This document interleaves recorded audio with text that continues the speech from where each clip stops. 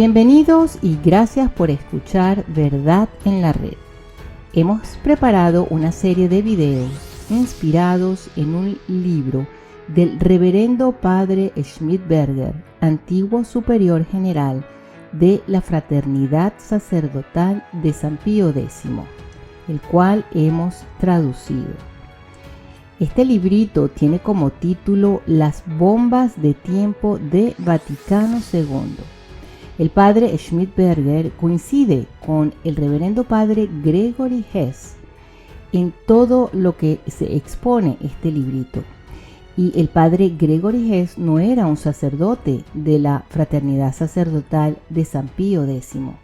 Y sin embargo, decía que la Fraternidad Sacerdotal de San Pío X era una de las poquísimas órdenes que mantenía la verdadera fe, porque en otras está la misa tradicional, pero las enseñanzas en toda su verdad están en la Fraternidad Sacerdotal de San Pío X.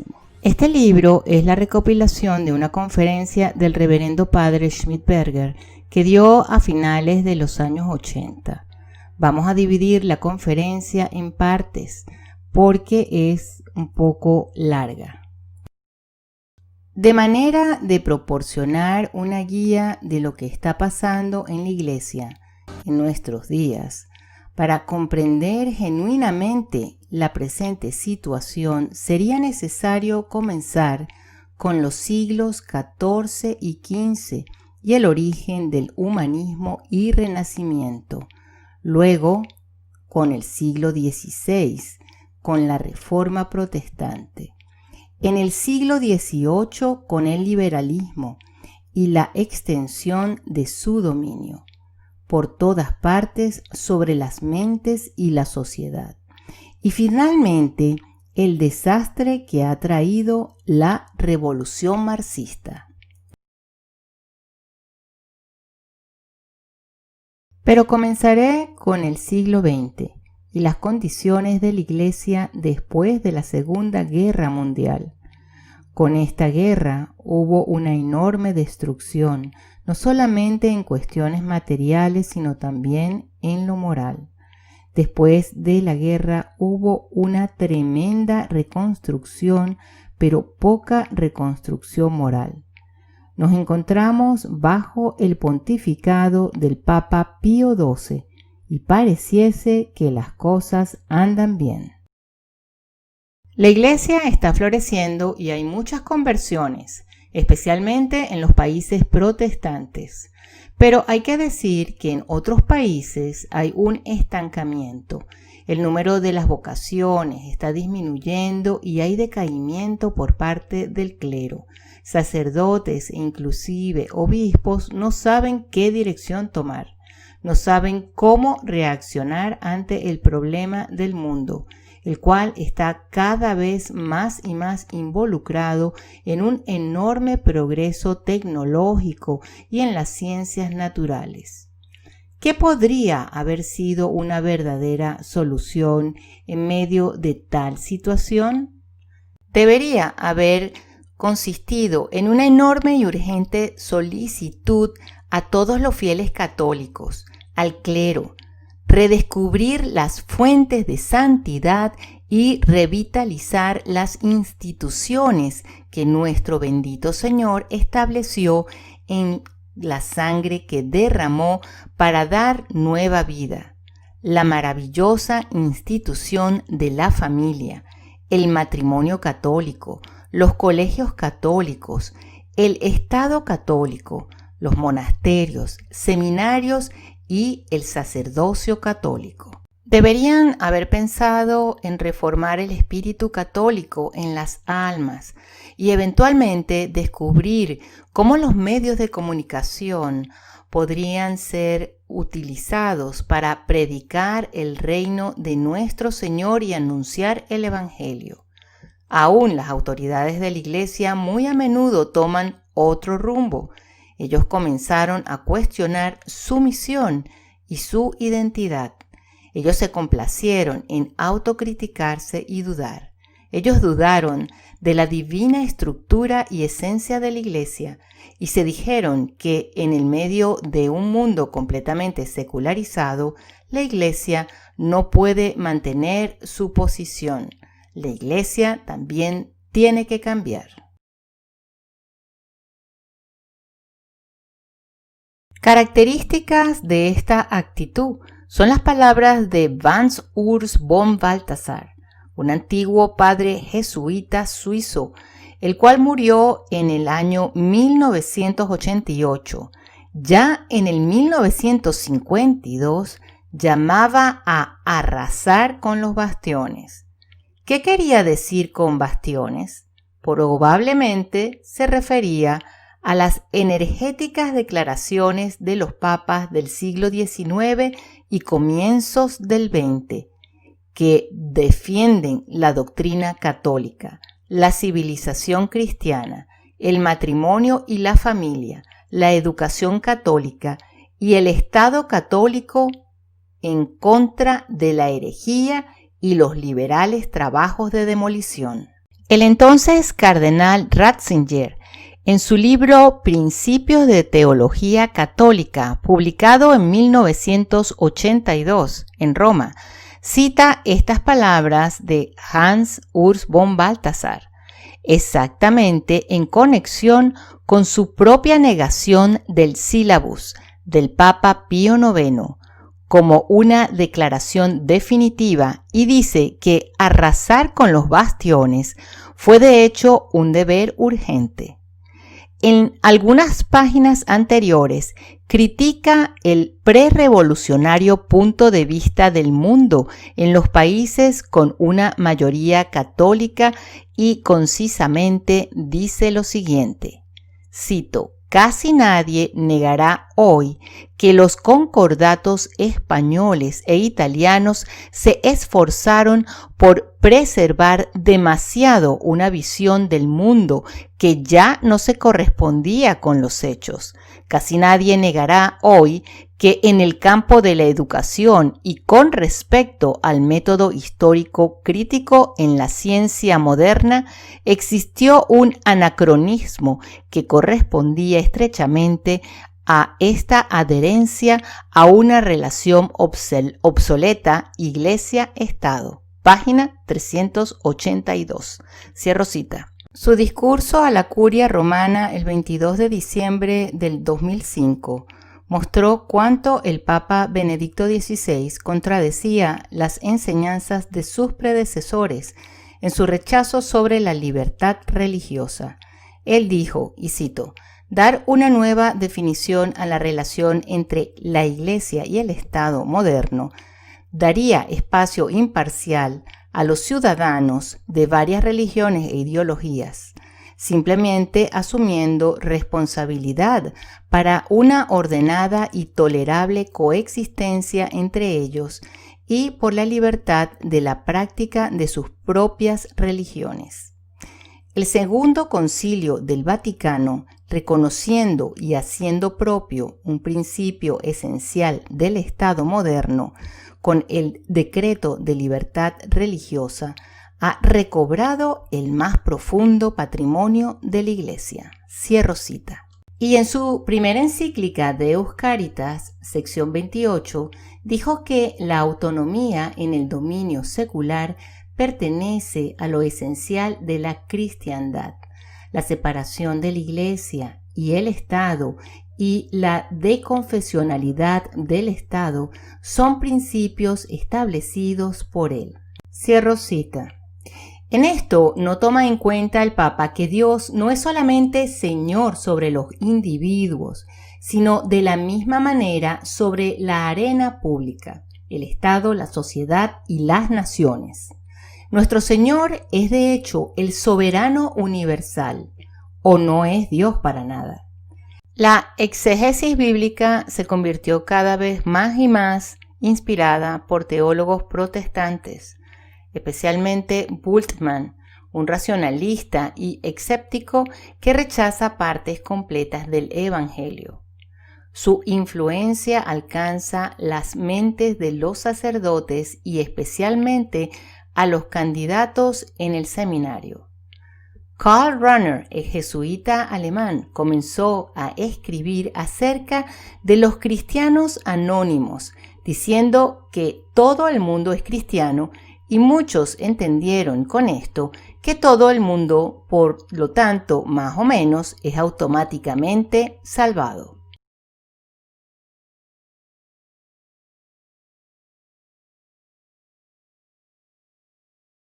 Comenzaron a hablar acerca de la reforma de la Iglesia, pero no significaba con esto reformar los corazones y las mentes, verdadera conversión interior. En vez, con esto, lo que significó fue el cambio de la estructura de la Iglesia establecida por nuestro divino Salvador y Fundador, una verdadera revolución. El Papa Juan XXIII dio la orden con su ayornamiento, entre comillas, tenemos que actualizar la Iglesia, cierro comillas, dijo, y cito, a las nuevas condiciones en el mundo moderno, haciéndonos aceptables al hombre moderno, cierro cita. ¿Y ustedes saben quién es este hombre moderno? El hombre ateo, el hombre que no acepta ninguna autoridad o ley. El que quiere ser libre, egoísta, un hombre que vive por la sensualidad, no por la fe, no por sus capacidades y facultades espirituales. Él es un hombre materialista. Pero el Papa pensó que la Iglesia simplemente necesita estar al servicio de este hombre moderno. Y el Papa dijo que existen profetas del pesimismo. Y él no está de acuerdo con ellos. Tenemos que abordar esto con optimismo. Permítanme leerles lo que dijo el Papa en su homilía en la apertura del concilio el 11 de octubre de 1962. Dijo, cito, en el cotidiano ejercicio de nuestro ministerio pastoral llegan a veces a nuestros oídos, hiriéndonos, ciertas insinuaciones de algunas personas que, aun en su celo ardiente, carecen del sentido de la discreción y de la medida. Ellas no ven en los tiempos modernos sino prevaricación y ruina. Van diciendo que nuestra época, comparada con las pasadas, ha ido empeorando y se comportan como si nada hubieran aprendido de la historia, que sigue siendo maestra de la vida, y como si en tiempo de los precedentes concilios ecuménicos todo hubiese procedido con un triunfo absoluto de la doctrina y de la vida cristiana y de la justa libertad de la Iglesia. Nos parece justo disentir de tales profetas de calamidades, avesados a anunciar siempre infaustos acontecimientos, como si el fin de los tiempos estuviese inminente.